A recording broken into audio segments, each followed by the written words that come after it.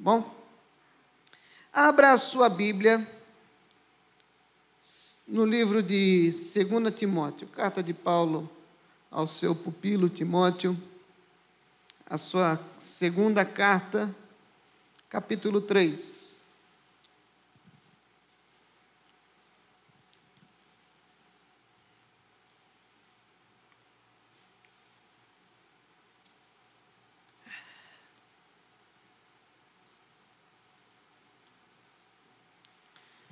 Hoje nós vamos estar falando sobre ajustar o foco, ajustar as perspectivas, tá?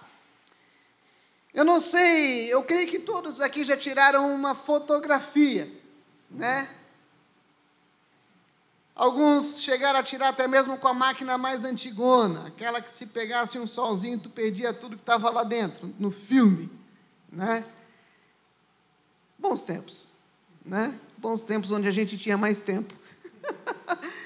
Mas, gente, agora com o celular, creio que todos aqui perceberam que tem o tal do zoom, e os celulares um pouquinho miorzinho, se está no rosto da pessoa e tu dá lá com o dedinho no rosto da pessoa, já foca, fica bonito, desfoca o fundo, fica legal, né? Alguns celulares já fazem isso automaticamente, né?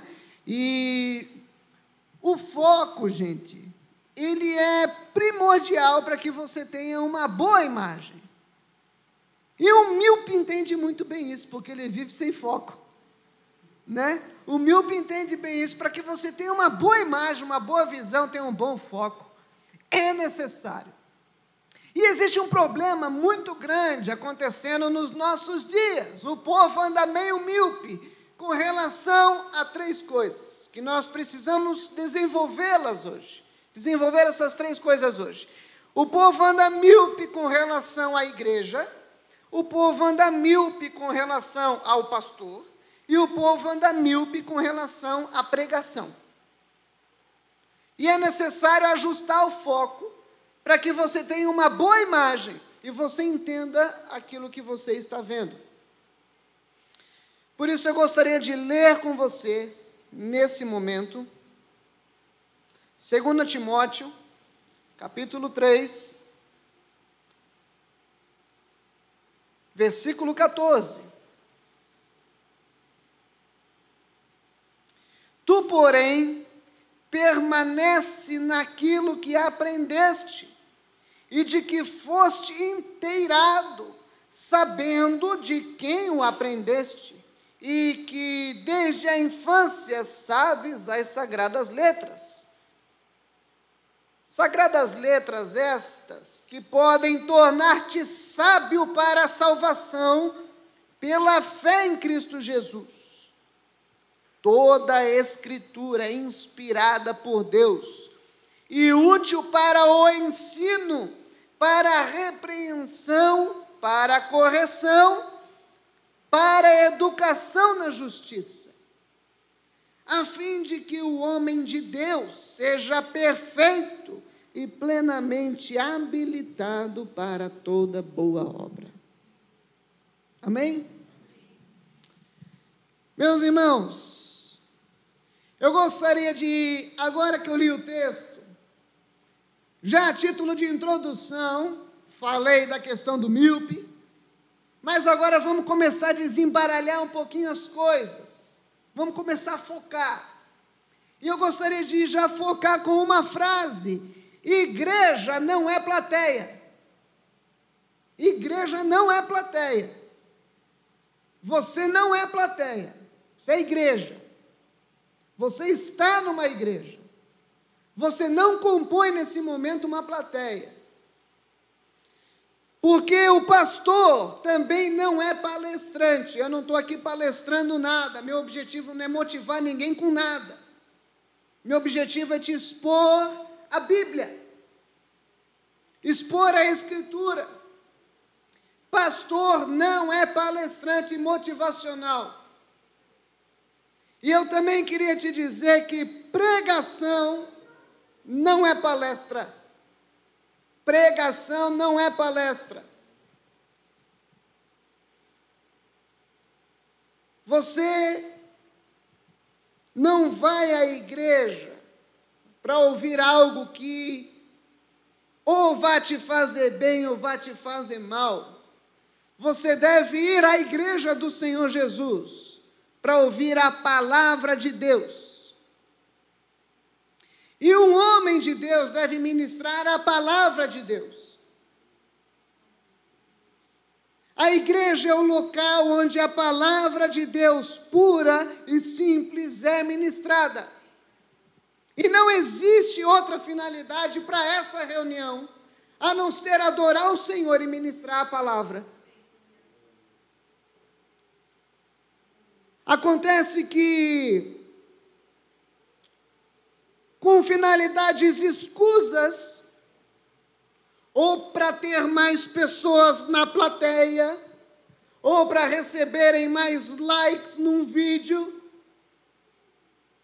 homens que se dizem de Deus não anunciam a palavra pura e simplesmente pelo que ela é, mas colocam um desejo do coração ali, de quem sabe serem famosos, terem um nome conhecido, terem uma igreja cheia, atraente, legal, contemporânea, bonitinha. Toda vez que o meu desejo, o meu sentimento entra aqui, ele corrompe o que está aqui. Eu tenho que ter reverência com esse livro. E expor esse livro a vocês da maneira que ele é. Porque senão você não vai estar numa igreja. Você não vai estar num culto. Você não vai estar diante de um pastor e nem ouvindo uma pregação.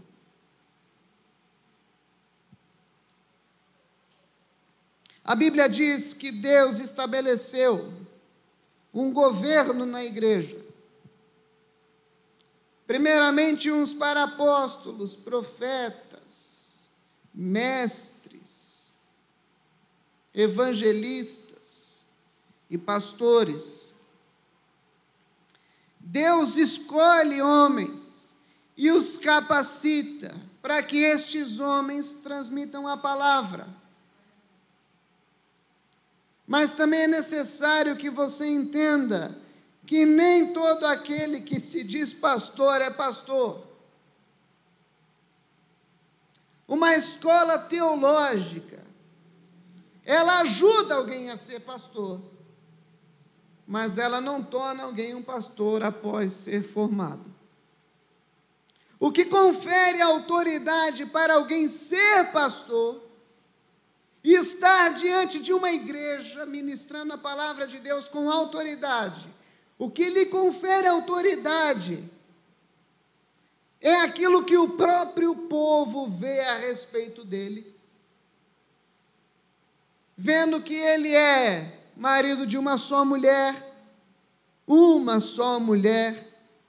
e eu entendo que uma só mulher é também condizente com passado, presente e futuro.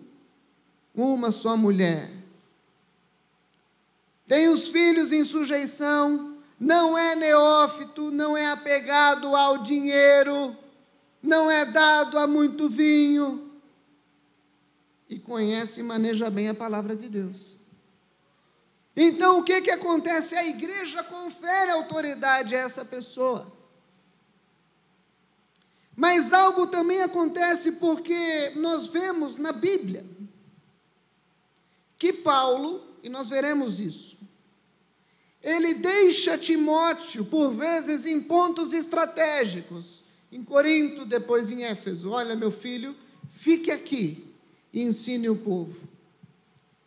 Existe alguém acima que conferiu autoridade a Timóteo e falou: meu filho, ensina a Bíblia para o povo, mas ensina como você aprendeu. Nós temos, enquanto homens de Deus, a responsabilidade de não inventar nada,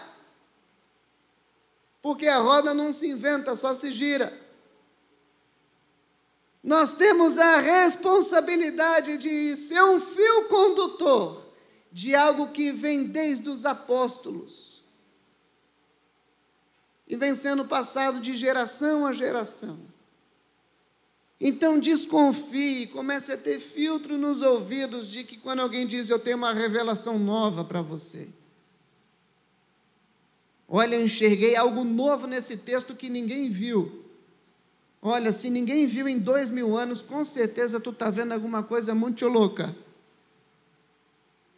Não estou dizendo que Deus não fala a nível pessoal, mas uma revelação coletiva para mais pessoas que ninguém nunca viu. Isso não existe. A Bíblia, ela só tem uma interpretação. A Bíblia só tem uma interpretação, que é ela no seu sentido literal e original, o sentido ao qual ela foi escrita. Ela tem uma interpretação. E a este sentido você não deve acrescentar e nem tirar.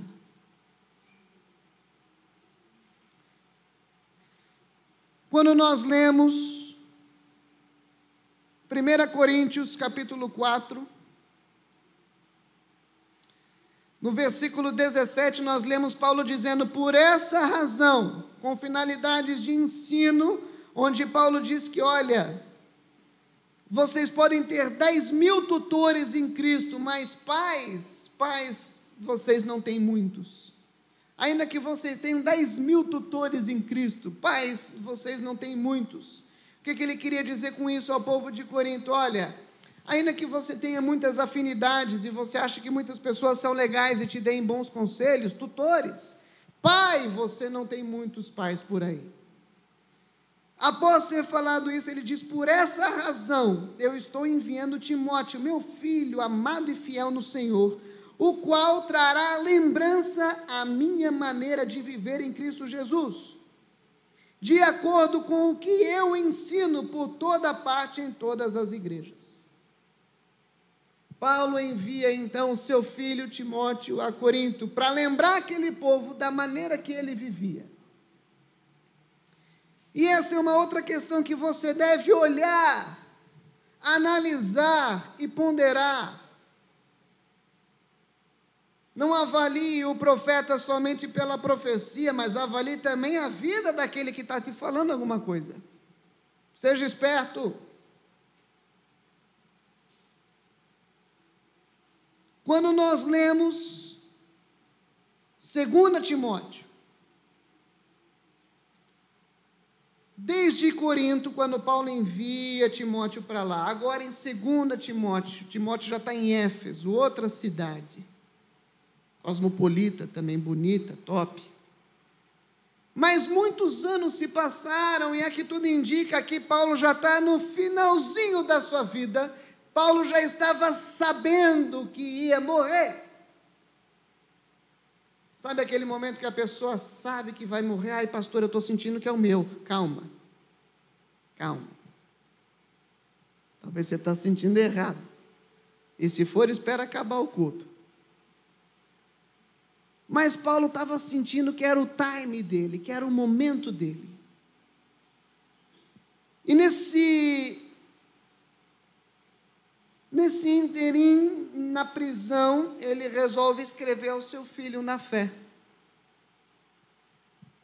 1 Timóteo ensina o seu pupilo a cuidar da igreja. 2 Timóteo é mais uma advertência a Timóteo aprender a cuidar do próprio coração, conduzindo a igreja do seu coração para fora. São os últimos conselhos do mestre Paulo, e ele fala assim, tu, porém, Timóteo, tens seguido de perto o meu ensino, procedimento, propósito, fé, longanimidade, perseverança, as minhas perseguições, Timóteo, tu viu todas elas, e os meus sofrimentos, quais me aconteceram em Antioquia, Icônio e Listra, que várias perseguições tenho suportado, todas, entretanto, me livrou o Senhor. Ora, todos quantos querem viver piedosamente em Cristo Jesus serão perseguidos, mas os homens perversos e impostores irão de mal a pior, enganando e sendo enganados. aqui o primeiro ponto para ficar no teu coração. Eu falei sobre foco, falei sobre a necessidade de você ajustar o foco, falei que igreja não é plateia, que pregação não é... Deixa eu até ver aqui, pregação não é palestra e pastor não é palestrante. Já naquela época, Paulo dizia, olha, existem enganadores e existem pessoas que estão sendo enganadas. Mas a Bíblia ainda soma a este fator, que há enganadores e há pessoas que são enganadas, ainda a Bíblia soma a essa conjuntura mais um fato, dizendo que nos últimos dias surgiriam falsos mestres e falsos profetas, ainda mais, e dizendo que nos últimos dias o povo iria buscar mestres que preguem aquilo que eles querem ouvir. Hoje nós estamos vivendo exatamente essa época. É época onde pessoas vão a lugares que prega aquilo que ela quer ouvir. Você deve ficar num lugar que pregue aquilo que te confronta, aquilo que te edifica, aquilo que acrescenta a tua vida, não aquilo que você quer ouvir. Você deve estar no lugar que acrescenta a sua vida, que ministra a palavra, mas não que fala aquilo que você está procurando. E é muito doido isso, porque a primeira identificação das pessoas com a igreja justamente é a afinidade com pessoas e uma afinidade com o discurso. Puxa vida, gostei muito, massageou bem, povo legal. Não é isso que deve definir se você fica ou não em um lugar. O que deve definir se você fica ou não em algum lugar, se você vai congregar ali ou não, se você vai ser igreja ali ou não, eu estou sendo edificado nesse lugar, eu estou sendo confrontado nesse lugar, eu estou me tornando mais santo nesse lugar, Deus está me moendo nesse lugar. Nós vivemos dias onde as pessoas procuram aquilo que querem ouvir, e oferta não falta, oferta não nos falta. E eu queria te perguntar, quem tem pastoreado aqui na terra o teu coração? Quem são os teus pastores no YouTube? Pensa no lugar onde a gente escolhe exatamente o que a gente quer ouvir. Estou em depressão, preciso de uma palavra. Aí você coloca lá, acordei triste, fala comigo, Deus. E vai ter alguém lá que vai falar aquilo que você está procurando. Mas é diferente quando você caminha com alguém que convive com você, que conhece a tua vida, e que às vezes vai falar, tu está triste, mas a culpa é tua, rapaz. Teu casamento está indo para o pau, mas o safado é tu. A sem vergonha é você. Mas não é isso que a gente quer. Nós precisamos estar próximos de pessoas e desenvolver vínculos com pessoas que nos amam ao ponto de nos confrontar e de nos falar a verdade, de acrescentar à nossa vida. Então, Paulo diz ao seu pupilo Timóteo, e fala, tu, porém, Timóteo, nesse ambiente onde já lá atrás estava uma confusão, ele fala, você, porém, permanece naquilo que aprendeu. Paulo diz, Timóteo, não inventa nada, não traz uma nova filosofia, mas fica naquilo que você aprendeu desde a infância. Porque desde a infância você conhece as sagradas letras. E olha só, as letras que ele aprendeu na infância, olha o que Paulo diz, que tem poder, que podem te tornar sábio para a salvação pela fé em Cristo Jesus. Somente uma exposição genuína do Evangelho pode gerar salvação no coração de um indivíduo. Eu não creio em salvação ministrada do tipo, e aí, meu irmão, tua vida está um caco, tá, amém, vem para cá, Jesus é contigo, levanta a mão, deixa eu orar por você. Aí bota lá, mais um hoje, Senhor. Isso não existe. Salvação acontece quando alguém de joelhos implora por arrependimento, confessa os seus pecados e pede por graça e salvação a Deus e fala: Deus, me ajuda a mudar, me ajuda, Deus, a mudar de vida. Eu não consigo, então vem Deus e transforma a vida dessa pessoa. Salvação só ocorre mediante uma exposição clara do Evangelho, não de autoajuda.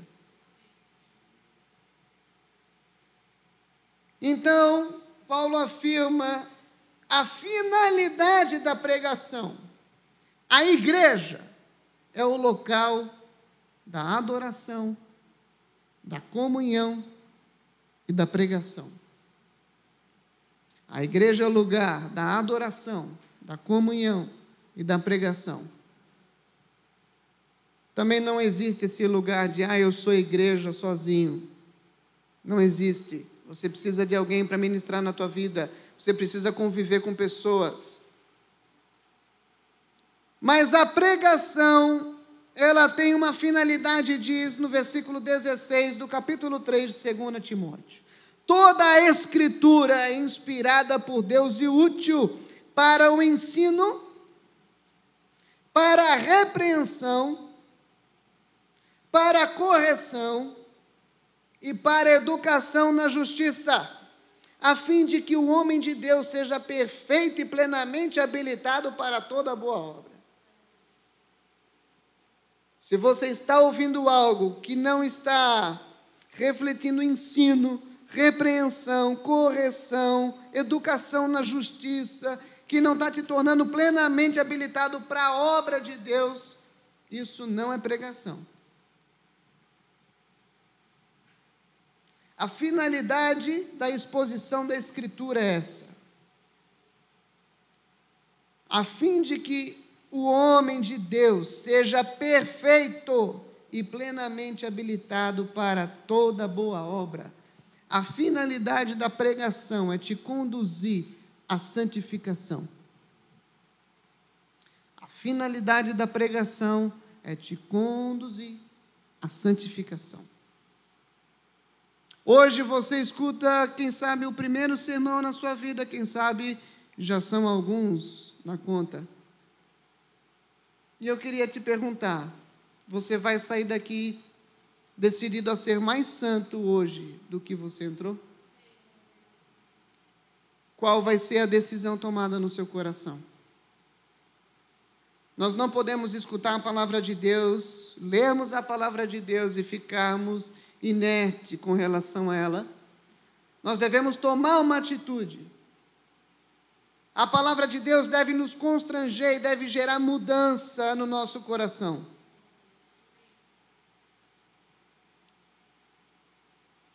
Capítulo 4, acompanhe comigo.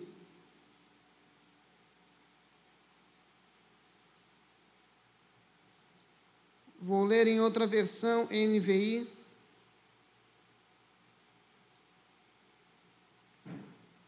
Segundo Timóteo, capítulo 4, diz assim: na presença de Deus e de Cristo Jesus, que há de julgar os vivos e os mortos por sua manifestação e por seu reino, eu o exorto solenemente. Paulo estava exortando em particular Timóteo.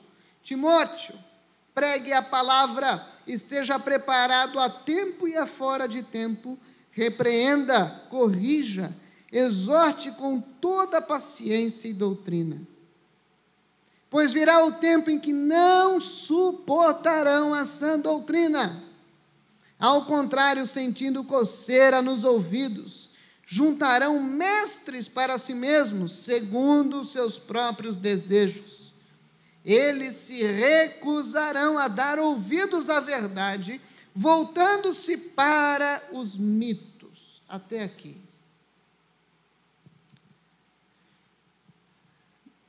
Meus irmãos, Falei sobre o que é igreja. Falei sobre a finalidade da pregação, que é te conduzir à santidade. E ajustar o foco também um pouco na figura do pastor.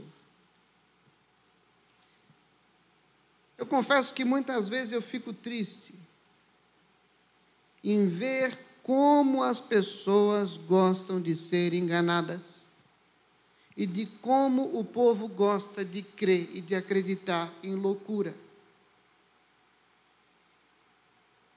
As pessoas gostam de acreditar em loucura, em mitos.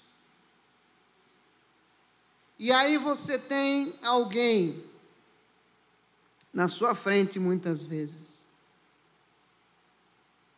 que diz para você: meu filho, não é assim, mas o cara do YouTube disse que é. Aqui eu gostaria de fazer uma observação. E nisso fica a deixa para quem está nos visitando, para os membros, e pelo fato, não por acaso, esse é o tema da mensagem, teremos uma assembleia dia 27. A igreja tem o seu pastor. O pastor tem a doutrina. E eu não estou falando aqui de guarda-chuva espiritual, se tu sair o Satanás vai te pegar, não é isso. Mas a questão é o seguinte: existe um ensino nessa igreja. Existe uma doutrina nessa igreja. Quem zela pela doutrina da igreja é o pastor. Você que frequenta a igreja deve olhar para a minha vida e ponderar o que ele fala, é verdade ou não é verdade? É a palavra de Deus ou não é a palavra de Deus? E essa resposta, sim ou não, é o que deve fazer você permanecer ou sair da igreja. Se você não concorda com o ensino de um lugar, saia desse lugar. E não faça mal nem para você e nem para os outros que ficam. Mas, se você não tem afinidade com ninguém desse local, ainda, você não tem afinidade, mas você se identifica com o ensino, eu queria te encorajar a ficar nesse lugar. Porque o que deve determinar se você pertence ou não a uma igreja é o conteúdo dessa igreja. E não o quanto as pessoas te abraçam, dão um sorriso para você. Porque não se engana, abraçar ou sorrir, eu sei que é gostoso, eu sei que é bom, mas não é isso que vai te tornar mais santo. Eu sei que faz parte, mas não é isso que vai te conduzir para mais próximo de Deus. Agora, uma exposição fiel às Escrituras, ela muda a tua vida, ela transforma a tua história, e ela te torna mais santo e justo.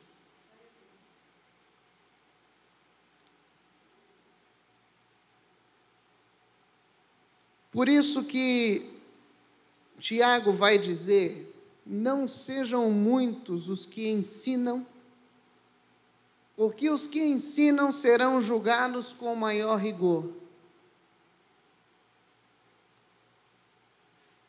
Eu tenho plena consciência diante de Deus que eu vou ser julgado por aquilo que eu prego. Fábio e Gede, que também ministram, serão julgados por aquilo que pregam. Presbítero da igreja,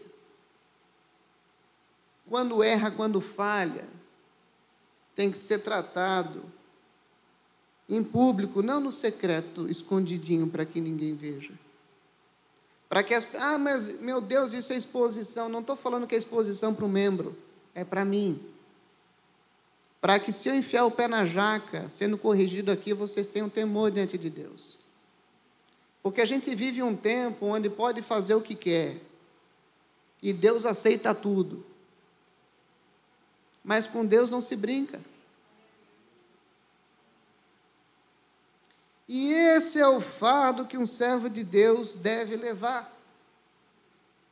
O que por si só não é um fardo de tristeza, mas de alegria. Porque levar e conduzir a vida em santidade não é nada mais do que a minha obrigação diante de Deus enquanto filho dele. Não enquanto pastor muito mais, mas ela já era antes. Não é à toa que a Bíblia também diz, quando existe um homem de Deus, um pastor, honre, dê honra a quem merece honra.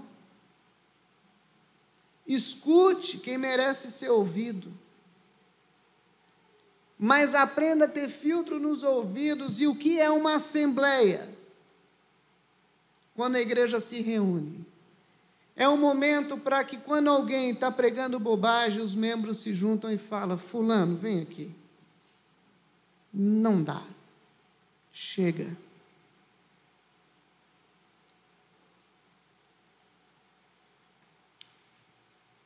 Paulo disse, no versículo 5, 2 Timóteo capítulo 4,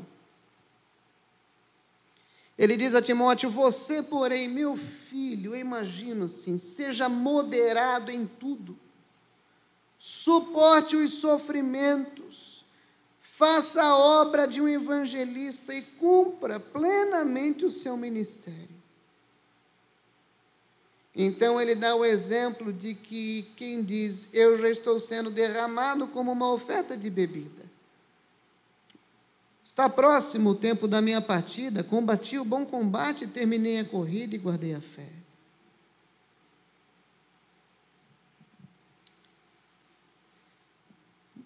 Aquela história do evangelho do faça o que eu digo, não faça o que eu faço, não existe para o pastor e não existe nem para o membro de uma igreja. O evangelho tem poder quando você diz, olha meu irmão, ou olha fulano, creia como eu creio, para viver da maneira que eu vivo. Creia como eu creio, para sentir Deus da maneira que eu sinto, para ser liberto da maneira que eu fui liberto. A começar pela liderança, pelo pastor e pelos líderes, é necessário que haja santidade, temor e tremor. E a continuar pelos membros, agora vamos voltar foco, tira o foco do pastor e foca de novo um pouquinho na igreja. Para que a mensagem do pastor tenha autoridade, é necessário que haja santidade. Sem santidade, sem autoridade, concordam? É hipocrisia. Para que a mensagem da igreja tenha autoridade, é necessário que haja santidade. Sem santidade e sem autoridade. Por isso eu quero te perguntar, você que já é crente há tanto tempo, você quer fazer parte de um rebanho, de um aprisco? Você deseja ser pastoreado por alguém? E você deseja, junto com o rebanho, manifestar a glória de Deus, então é necessário que você viva de maneira santa. Não estou dizendo que você não vai cair, mas eu estou dizendo que para você o pecado vai ser a pior coisa que há na face da terra. Você deve temer o pecado. A igreja não foi chamada para temer doença, para temer Covid. A igreja não foi chamada para ter medo de ficar sem grana. Nós devemos ter medo de ficar longe de Deus. Mas isso só existe num ambiente de santidade, num ambiente de exposição da palavra, num ambiente onde o evangelho é ministrado, num ambiente onde você não é plateia, onde isso aqui não é uma preleção e eu não sou um preletor. Santidade, temor e tremor só existe num ambiente onde quem reina é o Senhor e a sua palavra.